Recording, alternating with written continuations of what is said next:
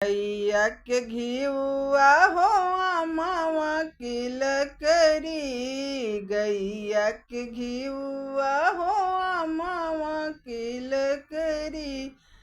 चंदन धूप वजरेला अंगनाए जी, चंदन धूप वजरेला अंगनाया। जो स्वाह स्वाह हो ला हमारे अंगनाया, जो स्वाह स्वाह हो ला हमारे अंगना।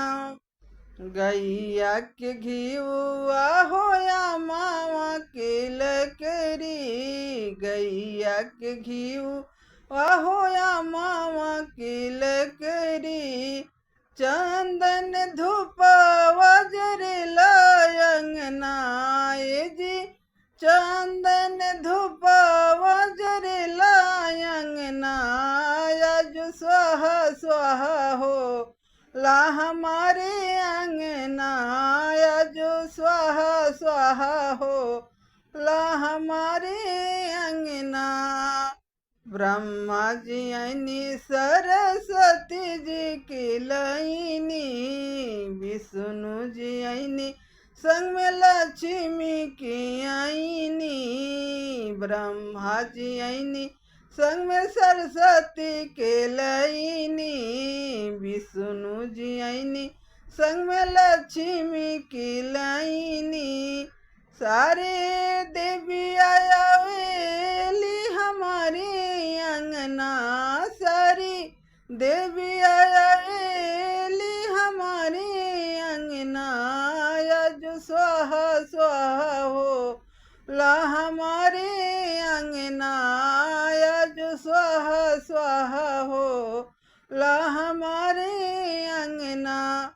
गैया के घिउआ हो या मावा के लकड़ी, गैया के घिउआ हो मावा के लकड़ी।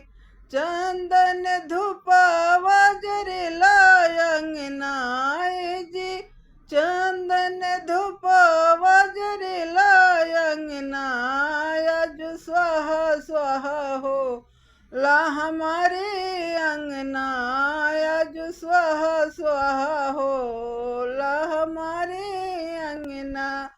राम जी आईनी संग में सीता के लईनी, कृष्णा जी आईनी संग में राधा के लईनी। कृष्णा जी आईनी संग में राधा के लईनी। सब सखिया आवेली हमारे अंगना, सब सखिया आवेली हमारे अंगना। जो स्वाह स्वाह हो ला हमारे अंगना, जो स्वाह स्वाह हो ला हमारे अंगना। अमावा गैया के घिउआ हो या मावा के लकड़ी, गैया के घिउआ हो मावा के लकड़ी। चंदन धूप वजरेला अंगनाए जी, चंदन धूप वजरेला अंगनाया। जो स्वाह स्वाह हो ला हमारे अंगनाया, जो स्वाह स्वाह हो ला हमारे अंगना। शंकर जी आईनी संग में गौरा के लईनी, गणपति जी आईनी संग में रिद्धि सिद्धि आईनी।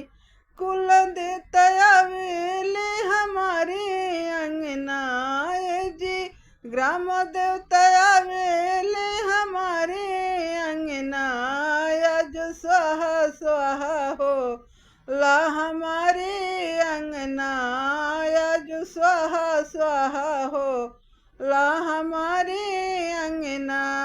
गैया के घिउआ हो या मावा के लकड़ी, गैया के घिउआ हो मावा के लकड़ी। नरियर फल वजरेला अंगना नरियर फलाव जरला अंगना अज सुह सुह हो ला हमारे अंगना अज सुह सुह हो ला हमारे